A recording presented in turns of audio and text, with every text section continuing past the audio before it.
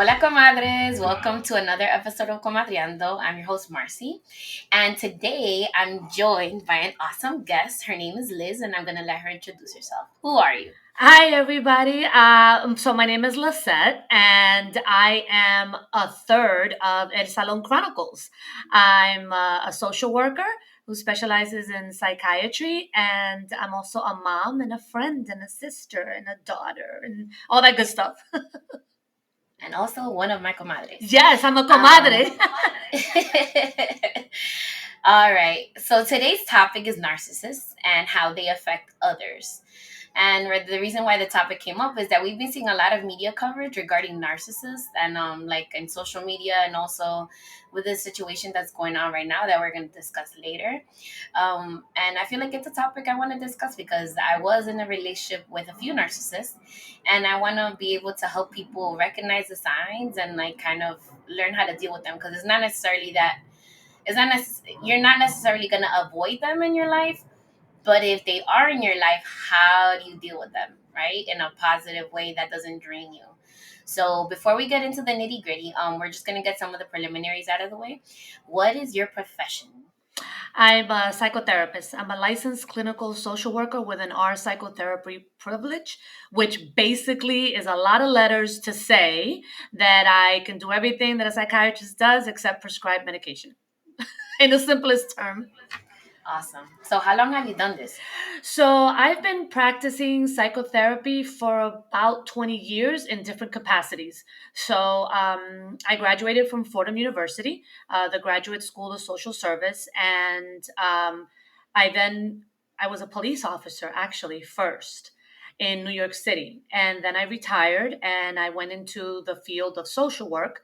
And I've been working in different areas, inpatient, outpatient, substance abuse, administrative, and working with children and adults. I've pretty much done it all, except I've never worked in a hospice situation by choice. I just that's just too hard. I mean, everything is so hard, but just knowing that everything is end of life, I've chosen on purpose not to engage in that type of work. And then also with child protective services. I see a lot of it in my practice as like a third party, if you will, but never in the capacity, other than when I was a police officer, never in the capacity of actually going and seeing all the atrocities that happen to children. I actually see it on the as with a lot of adults, and as they talk about their trauma and their adverse childhood experiences, I end up coming in contact with going into a home and removing a child and seeing that graphic part of it. Like I said, other than when I was in law enforcement, I've chosen to stay away from that. Yeah, that's a hard field to go in. Like Yeah. even before I was a teacher and before I was working in the bank, I used to work as a family worker. Yeah. And it was always like it's so easy for people to jump to conclusions about parents, but like I would always give everybody the benefit of doubt and like really really try to listen to what's going on and give as much help as possible because that's like I feel like that's the last resort unless you see something that's like really like jarring and the child will not be able to be able to survive in that kind of situation. Well, it's interesting because, especially in New York City, but I think across the board, we have moved from a society, well, from I guess a world of removal where everything was removal to now, helping families stay intact, helping parents learn parenting skills and adjust to whatever the environment. Because sometimes, it's difficult. You may be dealing with your own stressors. It's not that you want to be a quote unquote bad parent or neglectful parent, but you may not have the tools or the skills. And of course, I'm separating that from the people who use drugs, and although that also is an issue, but from people who deliberately impart pain and hurt onto children. There are people who just need a helping hand. And so, to your point, yes, listen, what are your circumstances that prevent you? What are the barriers that prevent you from being able to? And then, the lines get blurred because some children that should definitely be removed don't. And we end up, seeing the situation in the news, so. Yeah. So, getting into that, like, because I feel like this kind of is a good segue. Um, a lot of the times, there's people are able to mask. So this is one of the things that I've learned about narcissistic personality disorder. Right? They're able to mask and appear like they have it all together or that they're a good person in society, but then in behind closed doors is another thing. So I feel like that the masking part is a lot of the issue with that, right? With the kids that don't get removed in situations that they should be getting removed. Right. So first, I really want to separate two things out because a lot of times, and it's not by anybody's fault, but we throw a lot of words out, and sometimes we really don't understand what it means. So first and foremost, there's a difference between being a narcissist and having a narcissistic personality disorder. There's a Yeah, difference between. let's get into that. Right. Okay. So, an individual with a diagnosis, and by the way, I just need to preface it by saying that research doesn't show the amount of people that are diagnosed with a disorder because by virtue of your grandiosity and everything, you don't have a problem, right? So you don't go seek, sir, you don't go, Yes. you have a heart condition, you feel depressed, you have mood swings, you go see a psychiatrist. But me, I'm the best thing that happened out there. What the fuck I need to go see a doctor for? So Yeah. if you look at the research, the percentages are really low, but it does not really speak to the level of individuals or the amount of individuals that are diagnosed with narcissistic personality disorder. So the disorder piece, and this goes along with any mental health diagnosis, is connected to an inability to function, right? So it's your level of narcissism, and we'll talk about the seven main traits because it's so multi-layered. But there are seven main traits that you'll see in somebody, and then it just becomes there's like a whole bunch of layers, like an onion. Um, this individual who's diagnosed with a narcissistic personality disorder, it starts affecting their ability to function in life, their ability to work, their ability to have, and most, when you're a narcissist, you don't really have, you have a difficult time having relationships. But in the disorder piece, again, it's about an impact in your ability to function in every aspect of your life. When you are a narcissist, you shine, and you are the corporate guru, you are the personality of all personalities. You thrive because that's what it's about. So you're able to function in life. You may be extremely wealthy, you may be the best movie star, you may be the corporate guru or whatever it is. So you're able to function by virtue of your narcissism. So that's the difference between the two. Do you want me to go on? No, that's perfect. Okay. So yeah, so they're usually like that person that's like everybody's like, oh my god, they're so successful, they're doing so well. But then, like, usually you meet one or two people that, like, if you really got to know this person, you wouldn't be saying these things about that person. Yeah. Correct. And you would be like, oh, Marcy, you're so lucky to have your husband. He's so successful and he gives so much to the community. And at home, he's berating you and belittling you and all this other stuff. And you're Yeah. like, yeah, you don't know them behind closed Unless you doors. And, we'll talk about it later. But that particular person is, there are different names for all, like, four. We were talking about how there's one way in public and another way in private. Okay.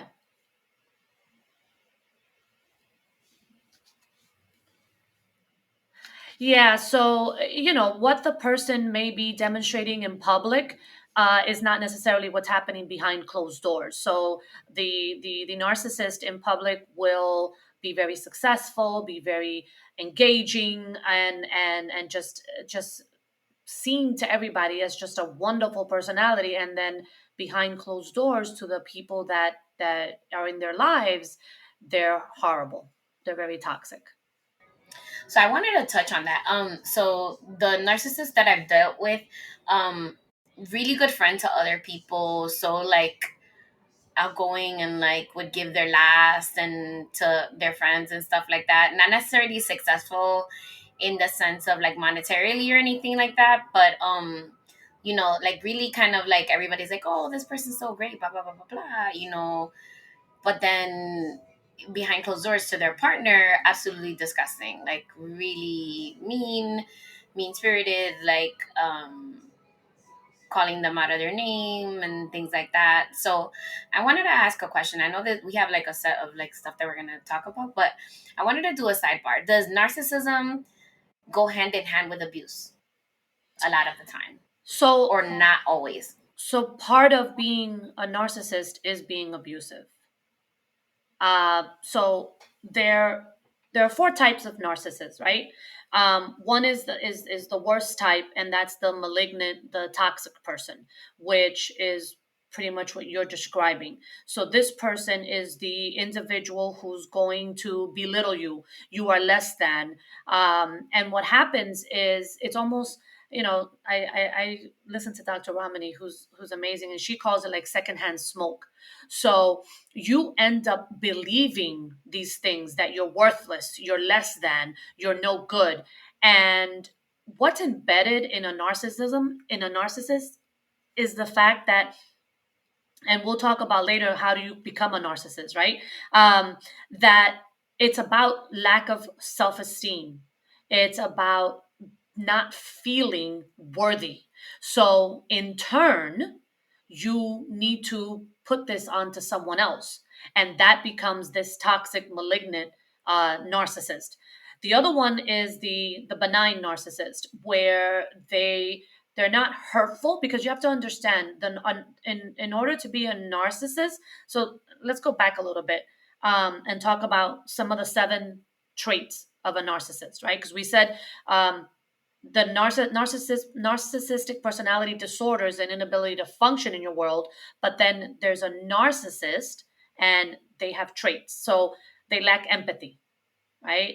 Care for anybody. And if you think about it, some of the most successful people in the world wouldn't have gotten there without stepping on somebody. You don't get ahead in the world, and unfortunately, that's what society be, you know, imparts, because we live in an achievement oriented culture where you are judged, right, by your things, and not so much by, oh, you're a good person.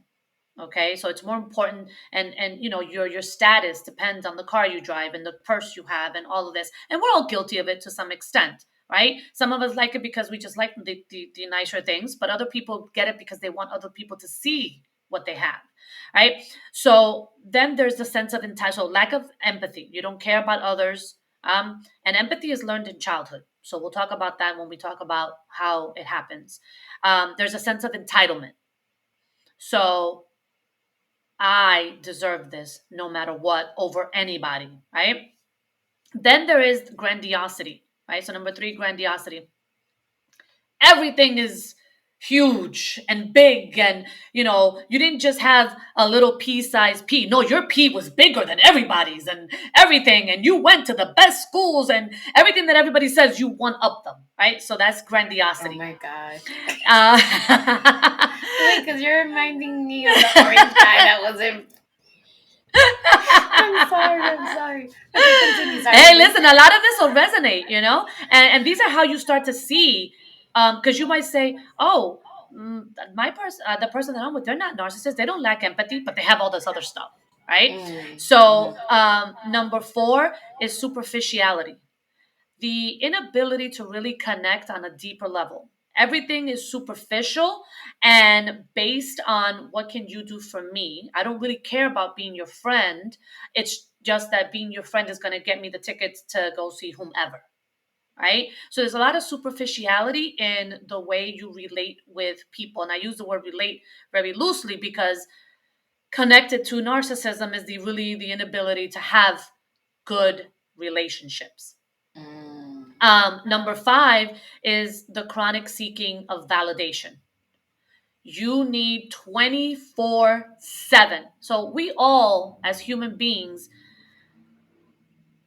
love to be told you did an amazing job, right? But when you wake up and every function of your day is predicated on being praised and being validated, and again, we go back to the society that we live in. Uh, if you're going to be on social media, you're going to make it depending on the amount of likes, right? So Spotify or YouTube or whatever, the way they see that you're a viable, I guess, candidate, for lack of a better word, is, oh, this person has 50 million followers, not the person that has two. So in some ways, depending on your path in life, you almost have to be that way because that's part of it. But if you wake up and you live and eat and breathe to be validated and praised, that's an issue. Um, We'll go back to that because I'm going to talk to you how it presents in the classroom with students, like what I see from an early age, from like pre-K age. But then we'll circle back to that. So just let's finish up this part. Right. Okay. And so then there is arrogance, right?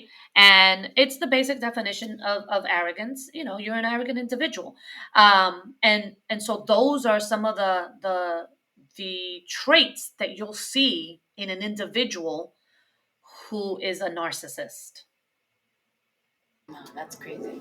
It's crazy. Like that validation part is so, because I understand it in children. Like they want to be told that they're doing a good job, but there's some children. Wait, there's an airplane, There's a plane. and it's so loud too. Oh, and I forgot one other aspect. Okay. Rage. So rage is a component, is a trait that you will also see because, and we'll talk about this when we talk about the causes. Um, One of the issues is an inability to regulate your emotions. You become easily frustrated when you don't get the things that you want, when your manipulation, and usually, you get what you want as a narcissist, but when it doesn't go the way you want, it manifests itself in rage. And so you become enraged. And rage is, like I said, one of the traits that you'll see. And again, all of these things go back to parenting, right?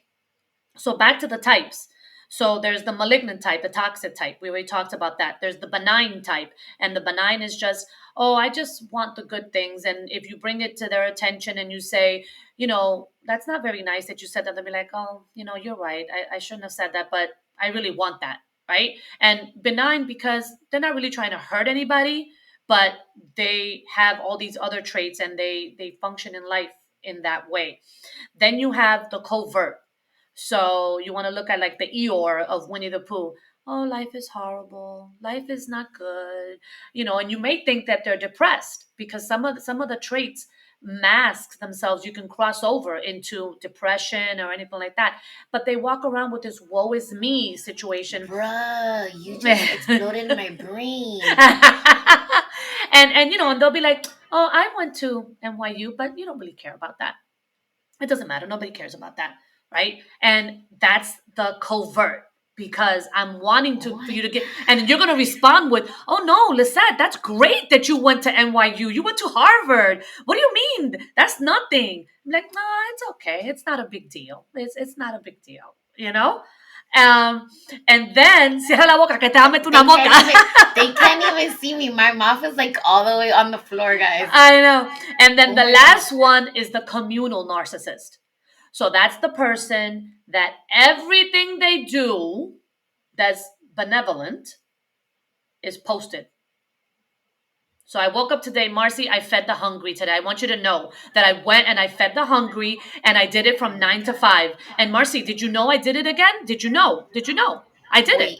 So that guy that posts the videos of him giving money to homeless people, is that It's part it, it like you know, so a yeah, little? yeah, you would be because what is the point in all of that? Why don't you just do it anonymously? And it's not to say that that's bad in and of itself, right? Because you know, uh, us Salon Chronicles, we've given to the community. We participate in certain things and we put it out there so that people can see that, we're doing good things in the community and basically, to try and garner help or whatever for that cause.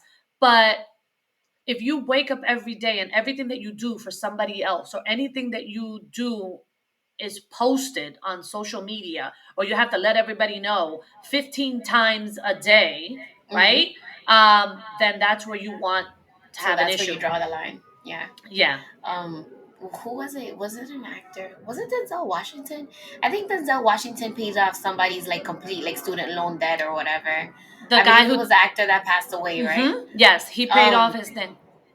but the thing is, he did that, but he wasn't looking for. Oh my god, that airplane! Yeah, he actually, they said it in his speech. Oh my gosh, and I Chadwick Boseman. He said it in his speech. Ve acá, ¿qué está pasando? I live in the Heights, y'all. I'm sorry. That's No, but okay. yeah, like, but the thing is, Denzel didn't do it to get the recognition. Chadwick Boseman said it in his speech because he wanted to recognize Denzel.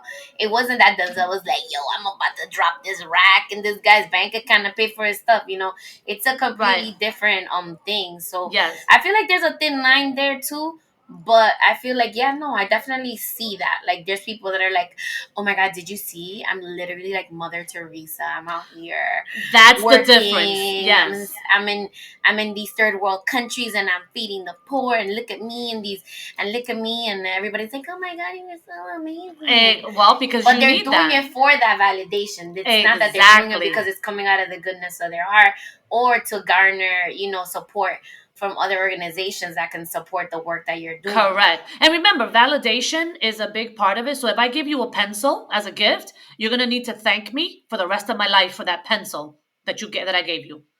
And it's almost like, you know Oh what? Keep my your fucking God. pencil. I know so many people like that. Exactly. But it all stems down to your feelings of self-worth and your need for validation, which happens in childhood. Yeah, like touching on that, like I want to get into some of the behaviors that I see in pre-K. It's and I don't know, because a lot of the time before I like make a judgment of a child, obviously I'm not gonna be like, "Oh my God, this kid's a jerk and a narcissist." I'm like And looking at basically, the you said it. I'm behavior. sorry, you said a good term there. Basically, narcissist is a fancy word for saying you're a jerk. You're just an asshole of a person. That's what it is. But we like to put it up in a nice bow and call it So narcissist. yeah, so like I look at the behavior and I'm just like, okay, and then like I start finding things out. I'm like, okay, is the child an only child? um what's the home situation like? Is the parent neglectful? Is the parent this and that, whatever? So I can kind of get like a profile of what the child is like, and then kind of understand the need for the constant validation, because it's not one thing.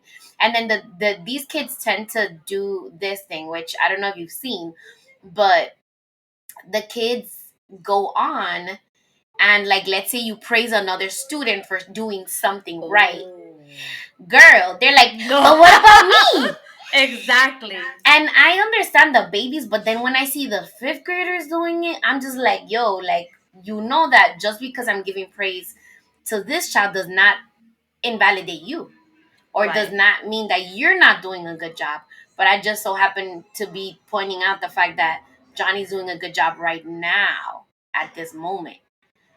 So it's like, I don't know how to sometimes I don't know, like, sometimes I'm pretty good in a good headspace, but sometimes I don't know how to handle it, and it's kind of like, okay, I guess I'll praise you too, you know what I'm saying? But it's like, Yeah. Well, listen, you guys, you teachers are godsend, and especially the ones like you that are paying attention. Reading and writing is not everything, right? I mean, yes, it's important, but being able, especially the kids that are being raised in society today, with everything that's happened, especially in the last 2 years with the isolation and everything, it's really a tough job, and I praise all teachers, because you guys are able to see things in ways that other people don't. And I always considered myself an extension of the teacher, even though I'm the yeah, parent, definitely. and I always said to the teachers, I want to co-parent with you because you're seeing my child 8 hours a day or whatever the situation is, and you're seeing the child in a social situation, individual situations, and you are, and I we need to do this together. That's how I approached it. um, but really, I want to speak to the new parents out there, because my kids are 15 and 17, and one of the best things that I feel I did for them is teach them to be empathic. And I didn't even realize I was doing it. It's so important. So I important. realize it now because when I had them, I was still in law enforcement and I wasn't knee deep in the profession that I am in now. But I realize it now because my children truly care about other people. Yes, I academics are important and all this other stuff, but our emphasis, my ex-husband and I, and we co-parent today, every day. And our emphasis is on empathy, because that leads to being a good human being when you care about others more than you care about what's happening with you. My son got detention the other day for something that he didn't do, because he refused to tell who it was that did it, you know? And I said, hey, listen, I'm going to respect that and I'm going to allow you to make that decision. He's like, Mom, he's in a more compromised situation and, detention for me is not going to be a big deal. But if he gets detention, it's going to be, and I'm just not going to tell. And I said, you know what? I'm very proud of you and I'm going to follow your lead and I'm going to let it go. Um, and that was his decision. That and he and I that and so he could have said, "F it, I'm not doing it. I'm putting you out on Front Street." And that's just one example of what happened. So empathy is very important. Um, Narcissists are most often made. You're not necessarily born a narcissist. Okay. Individuals with a narcissistic personality disorder, it's possible that there's a genetic component, right? Um, and the only reason that they're not considered psychopaths, if you will, is because they may say, yeah, that's not right, but I'm going to do it anyway because I need to get mine.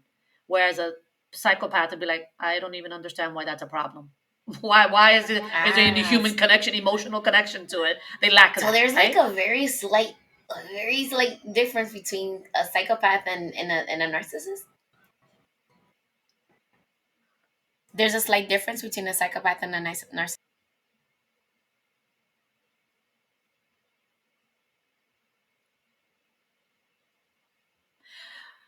Folks, I have to tell you that going in line with their Salon Chronicles, we're having technical difficulties, and it wouldn't be a recording with any one of us. And Marcy went mute on me.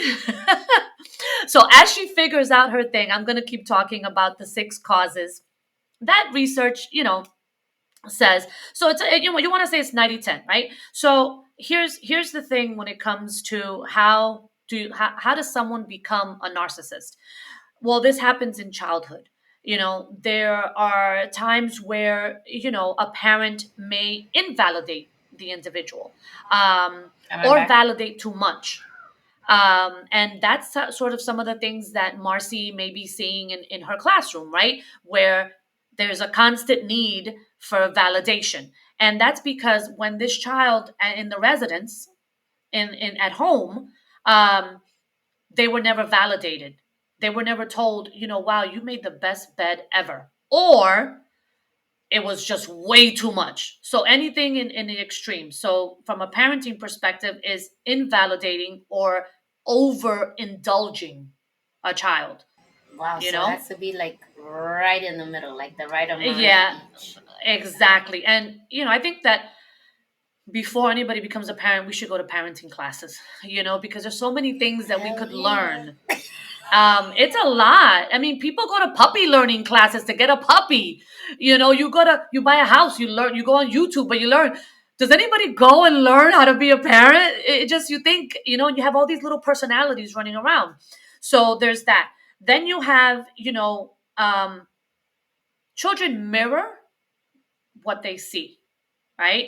And if you don't teach your child how to regulate their emotions by the way you regulate your emotions, remember, if a plate breaks and the world falls apart and your child is watching you fall apart because a plate broke, that's how they're going to relate when something happens in their lives as insignificant as a plate breaking, right?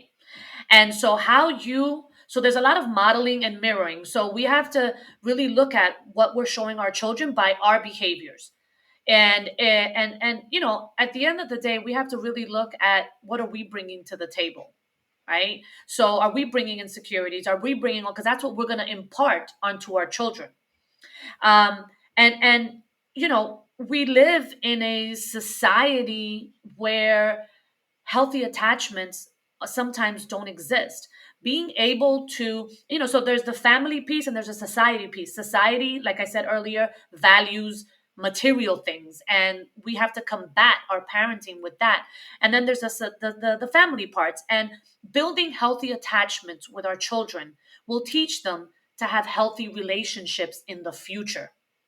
So that's how we end up creating the narcissist. If you speak to someone who's a narcissist, when I talk to people, I always, in my psychotherapy sessions, I always go back to, tell me about your childhood. And they're like, yeah, but I'm having marital problems now. And I said, I understand that, but let's talk about your childhood, right? Because we are a product of our experiences. And if we only learned how to scream and yell every time something went wrong, well, that's what we're going to do in our relationships, That's you know? that's there's somebody in my childhood that but I'm not like that. But the let's say they're cooking and they're making oatmeal, let's say, right? Like they're making oatmeal on the stove, Right, and they turn on the milk and the milk boils over and it spills. It was like a whole big production. And right. then I'm looking at that person's parent, and the parent does the same exact thing. You're going to see the patterns as opposed to, oh, fuck, now I got to clean this stove and keep it moving. The world fell apart. Everything's Yeah. done. And then the thing is, because I was around that person a lot when I was a kid, I was reacting like that for a while Uh huh. until I Yeah. started catching myself, and I'm like, is this a big deal or a little deal? And this is like literally my magic phrase that I use with all my students: is this a big deal or a little deal? Because working with kids Exactly. on the spectrum, they have a hard time emotionally regulating, right?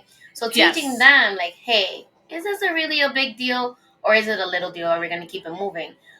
Even with my son, I teach, like, he would fall on the floor, and I remember seeing other parents like overreact, and the kids would like start Yeah. bawling, and then I would see him fall, and I'd be like, hey, are you okay? He's like, he'll dust himself off and get up. He's like 1 foot or 2 foot nothing, and be like, I'm okay, Exactly. and just keep it moving and keep going. Like, and then I feel like that helped him a lot with regulation of emotion, because the Yeah. tantrums after he was like 3 or 4 were like reduced to the point that they're like almost non-existent now. So I feel like that Exactly. is very helpful as well.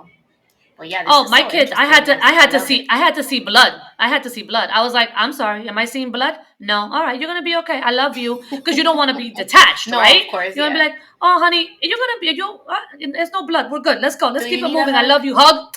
Let's go. Keep it going. And the thing is that it makes my job as a psychotherapist very difficult, because how do you teach a 30-year-old empathy? How do you teach a 30, 40 year old um, emotional regulation? It's hard. It's very, very hard. It's not impossible, but it's hard. And how do you undo 30 years of something? And then you have to throw in the fact that they have to be willing to put in the work to do the change, right? Yeah, because remember, a narcissist, there's nothing wrong with them. That's a trait. It's a personality trait. There's nothing wrong with me. It's you that's the problem. I don't need to seek help. So I'm not going to seek help on how to not be this way. Mm. A lot of times, If someone comes to me because they're dealing with depression or anxiety or whatever, we end up talking about narcissistic traits because they're like, what do you mean? And I'm like, so let's talk about this. And I'm like, but I came to you for this. And I said, I understand that, but let's talk about this. Because a lot of things can be masked in different ways. And it's just hard. It's hard. And so in your classroom, when you see these behaviors, you ask, how do I how do I engage? You know, how do I deal with it? For a teacher, my recommendation would be to have a conversation with the parent. I don't know to what level you guys are allowed to, Yeah. you know, and really, I'm seeing this type of behavior because some parents, based on their own upbringing, we all say, I want to give my child everything that I didn't have, right? And so we overindulge. And when we overindulge, then we create a sense of entitlement, right? And it goes back to us again. I have to make peace with the fact that I've been working since I was 13, 14, 15 years old, functioning in my house like most of us or whatever, because my parents, they didn't speak English. There was a lot of different things. My children have two college educated parents who speak the language or whatever. So do I need to have them struggle? And I'm guilty of it myself. I've overindulged, and my family has said, Lisette, you're giving your kids too much. They're going to have a sense of entitlement. And so I've dialed back on that, even as of 4 years ago. So there is, you can take correction. Mm-hmm. You can, a corrective approach in, as you move along and dial back. But in the beginning, at the base of everything was me teaching them empathy. So it was easy for me to take a corrective approach and be like, you know what, it's okay if they don't have the best sneakers in the world. They're gonna live. They need to know that it has to be earned and all of that. So as a Yeah. teacher, I would definitely have a conversation with the parents and keep that in mind. And I know that you have to, language is very important because, people get offended and want to feel like you're attacking their parenting skills. But I'm seeing this little Johnny consistently needs me to tell him that he's good. Can you tell me what's happening in the home? Are you seeing the same thing? Or are you the type of person that if he, moves a pea to the left, you make a party? So Yeah. maybe let's dial back that. Let's dial I that back a I little bit. I teach my students to celebrate each other. So like let's say I'm giving praise to the other kid and that one kid, I usually make them in charge of like the celebration committee. Like, oh, you get to lead the chant for fulanito de tal.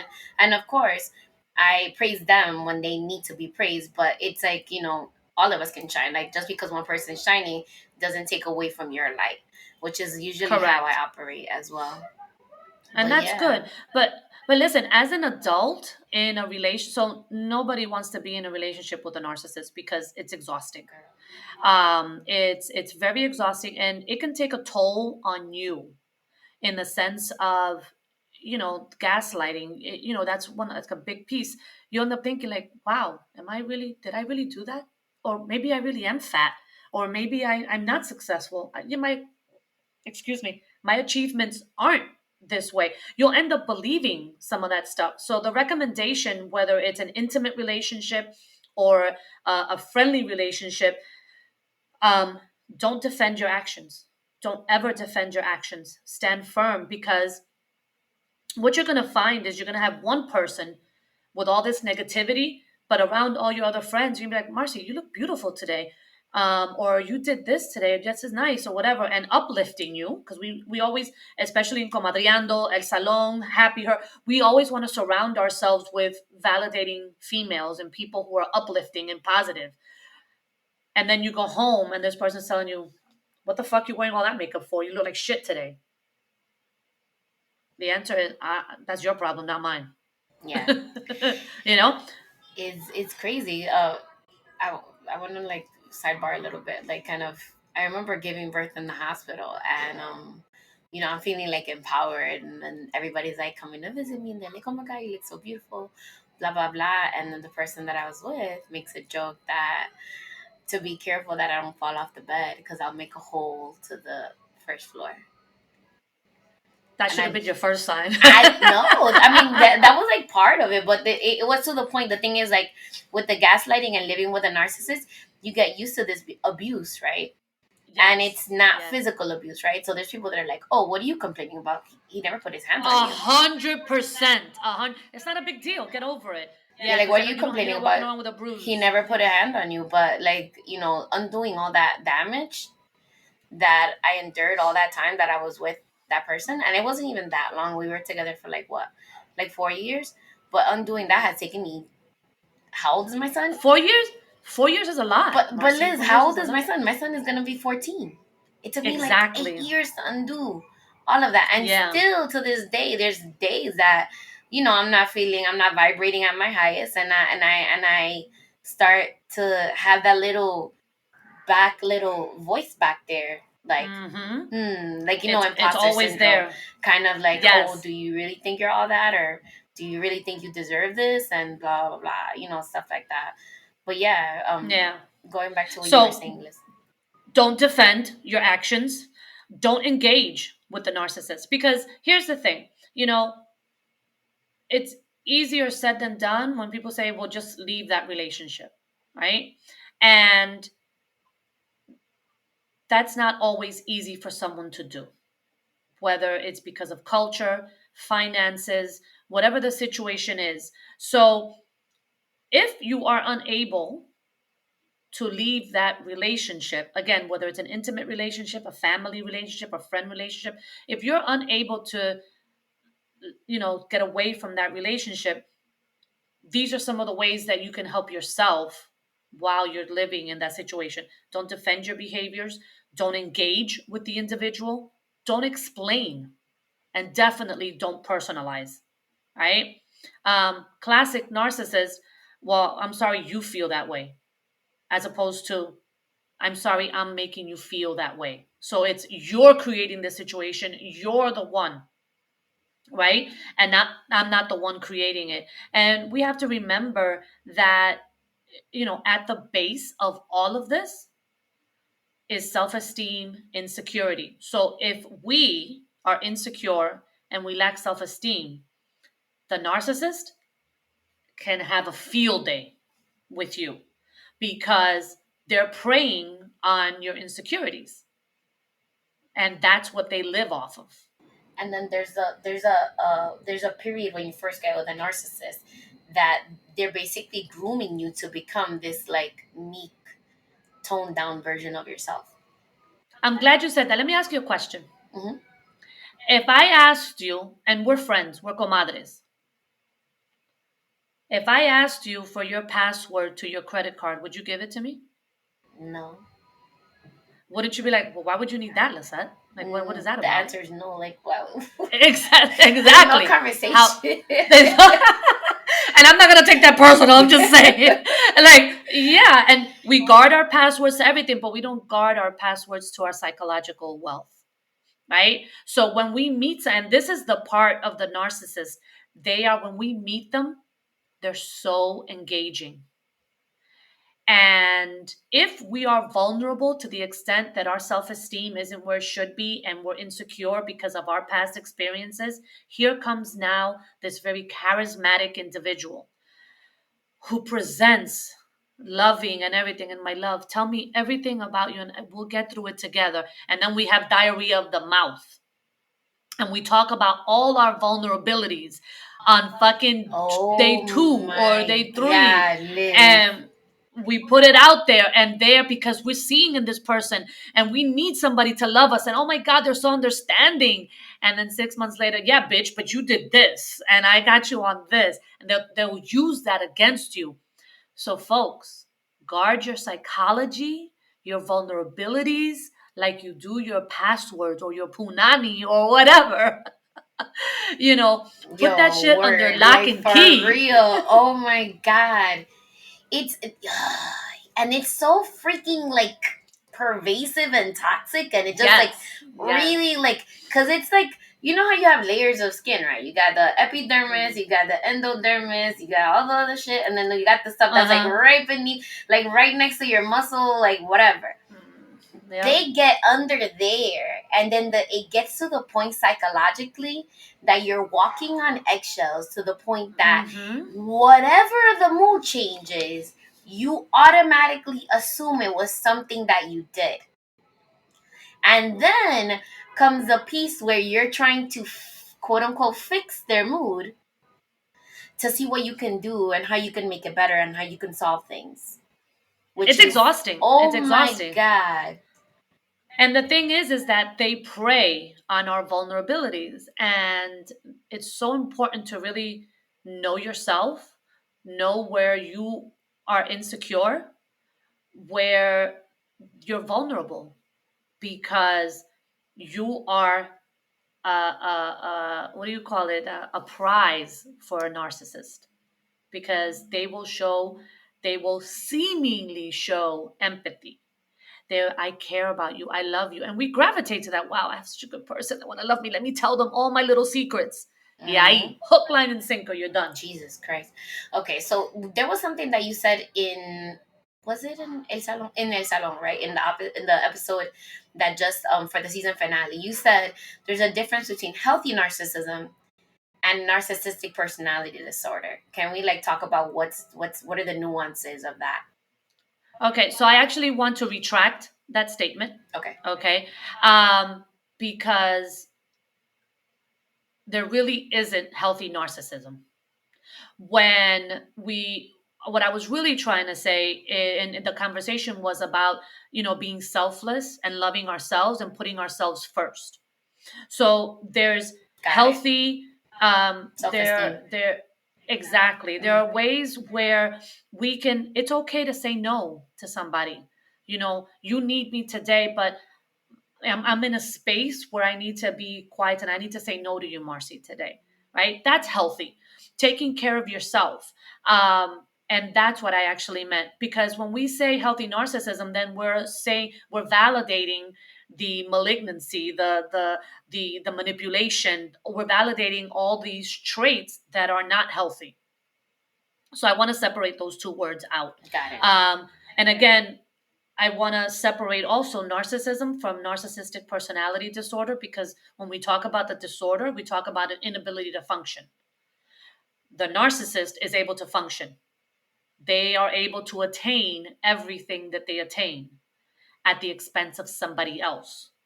So it's healthy assertiveness, healthy self care, by being able to say no to your friends and learning how not to feel guilty about that, because you are important as well. And that's the important piece, as far as that distinction between the three. All right. So we're seeing a lot of coverage about the Kim K and the Yeezy issue. Mm, And yeah. honestly, like when I was reading her story and listening to the things that she's been through with him, and this is reserving the whatever I feel about Kim Kardashian, because I am not her biggest fan. I really am not. There's a lot of things that she does that are problematic, and we're not gonna get into that in this episode. But We'll be talking till tomorrow. yeah. So like no shade on her. Like whatever she had to do to get wherever she's at, that's cool. She can say Yeah. whatever she needs to say. But there was something on the Daily Show that they were saying that she she was in an abusive relationship, right? And she's trying Yes. to escape. And because of the way that this man is such a narcissist, she's finding it very hard. And the fact that she had children with this man is even harder, because now like she has to interact with him for a certain amount of time. You know what I'm saying? Like, yeah, you can get the courts involved and you can get order of protection. But one of our ladies in the group chat, she said that's just a piece of paper. It is, yeah. It's just a piece of paper. And the psychological effects that you have, once you leave the relationship, is really insane. Like, I was going through, an order of protection. I was going through court and I was doing all these things. And I was like so afraid of this person that I had to be physically separated from them until it was time to be in the courtroom with them.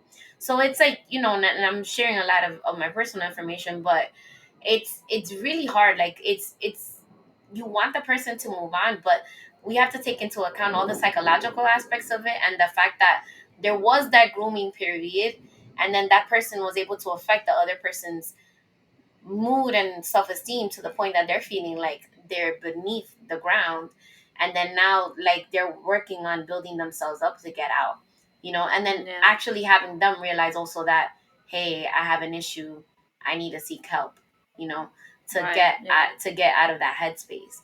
So Yeah. yeah, so do you think that Ye or Kanye, whatever Oh. he's calling himself now, Mm. um I know.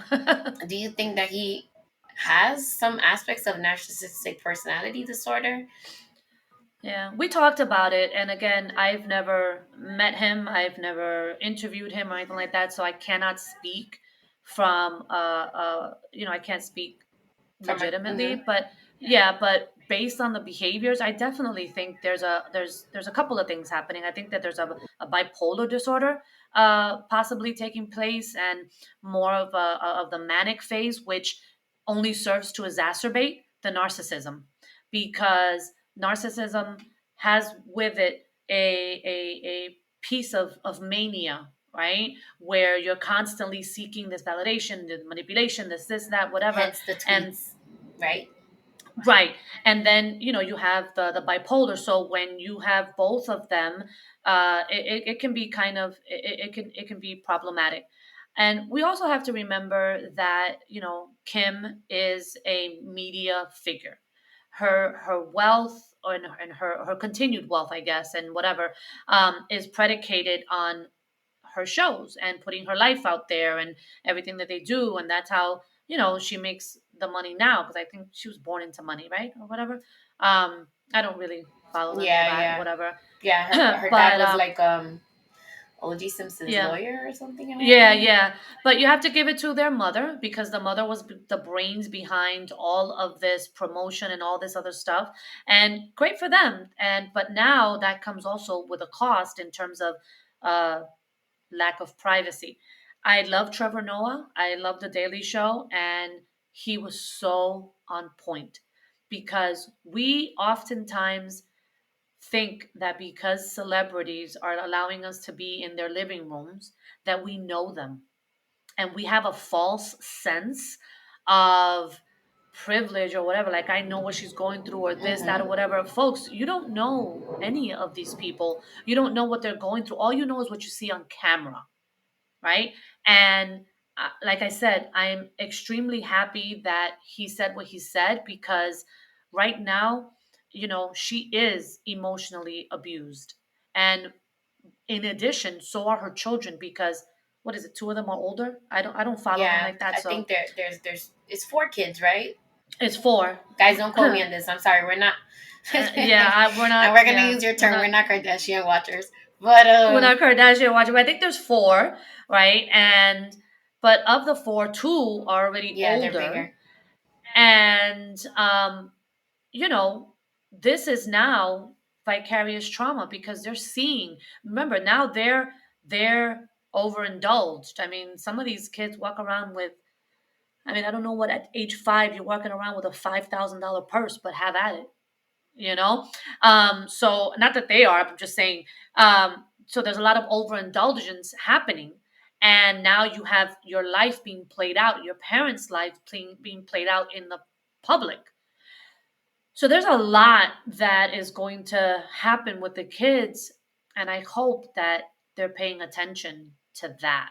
I don't know what kind of a mother Kim is, so I don't have anything to say about that, but I hope that they're as much attention as they're paying on social media and all that, that they're also paying attention to the emotional well-being Yes. of these children that are going to be adults in the future. Yeah. I mean, I can say that. And then the thing with the narcissist also, like, I see where I understand the family dynamics that cause them to become a narcissist. Um, but it's hard for them to see where they can break the cycle sometimes. And not excusing, I'm not excusing their behavior at all, but Right. the particular narcissist that I dealt with was like saw abuse in their family dynamic, and it was like physical abuse, so I'm not giving them a pass or anything like that, but like, because they are narcissists, they didn't see that they needed to maybe heal that first before engaging in a relationship with somebody, an intimate romantic relationship with someone. Right. And here's the thing. In order for you to get help for something, you have to recognize that something is happening. That's a problem. So, exactly. So it ends up being the responsibility of the loved one that's involved to, again, not engage, not explain, not personalize, and don't defend, and call them out and say, you know, do you realize that today, on Tuesday, you needed validation 15 times? Let's talk about that, right? Or you could do like what I Yeah. did and say, see you, bye. Yeah. Because I did the whole, are you listening to yourself right now? Are you refusing? Because I refuse to be gaslighted. I refuse. I am not, you're not going to tell me. No, I'm proud of my accomplishment. I do what I do, whatever. We're not going to mix. And so constantly calling out and saying, and then being told, oh, do you think you're a doctor now? Well, um, yeah, I'm a professional in my field. Like, I'm sorry. Like, I don't know what to Right. tell And you, bro. then, right. Fortunately, though, I was in a situation where I was able to say, you know what? I'm not doing this. I'm not doing a build a man. Because here's the thing. There's a higher percentage of male narcissists than there are females. Why? Because of the way we're socialized. Yes.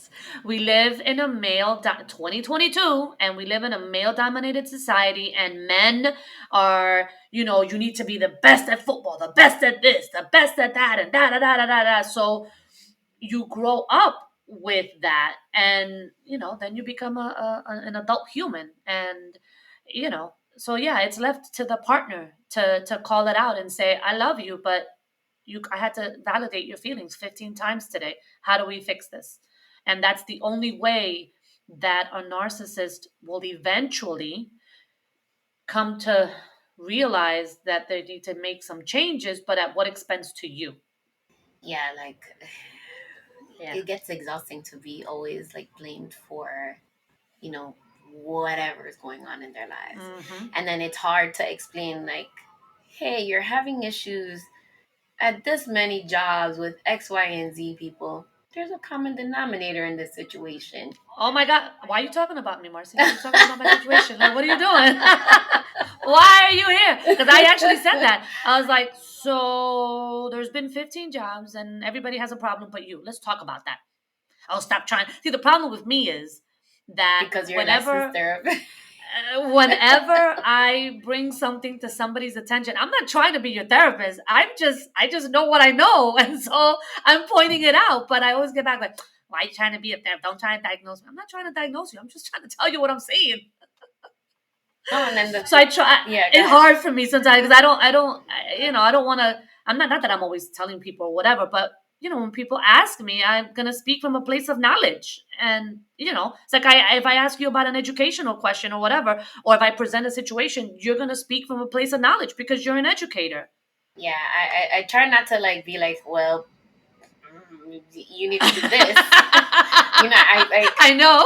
I've gotten I very know. good at like putting it in a certain way so people don't feel like offended or taken aback or that I'm attacking them, because it's so easy, especially when you're talking about somebody's children, to have somebody be up in Yes. arms about something that you say, and Yeah.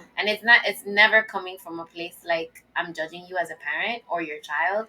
It's more like, No. hey, how can we help your kid be good long term, because like they're little right Exactly. now, but eventually they're gonna be adults, and it's better to help now. Like, let's say Yeah. you see the thing you said about how do we teach a 30 something 40-year-old empathy when they haven't Yeah. been It's taught that their whole lives.